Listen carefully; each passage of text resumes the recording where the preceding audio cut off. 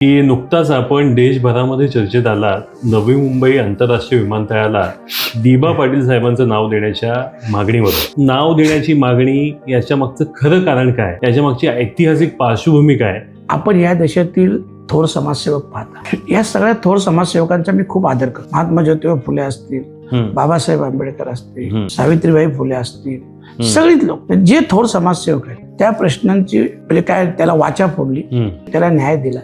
आज म्हणून हे सगळे थोर समाजसेवक आहेत. तर माझं म्हणणं, दिबा पाटील साहेब माझ्या जातीचे आहेत म्हणून नाही सांगत, ते दुसऱ्या जातीचे असते तरी मी त्यांच्यासाठी भांडलो असतो. कारण दिबा पाटील साहेबांचं जर काम पाहिलं, ते 5 वेळा आमदार होते, 2 वेळा खासदार होते. त्यांनी जे शेतकऱ्यासाठी 12.5% आंदोलन केलं. मला एक सांगा, हे फक्त नवी मुंबई फक्त मर्यादित आहे. जेव्हा एक कायदा म्हणतो ना, कायदा तो या राज्यासाठी देशासाठी म्हणजे तो कायदा देशभरातील शेतकऱ्यांसाठी लागू झाला. श्री भ्रूण हत्या आम्ही जवळून पाहिलेलं आहे की आमच्या लेकीना जन्म देताना किती वेळा मारलं जायचं गर्भात.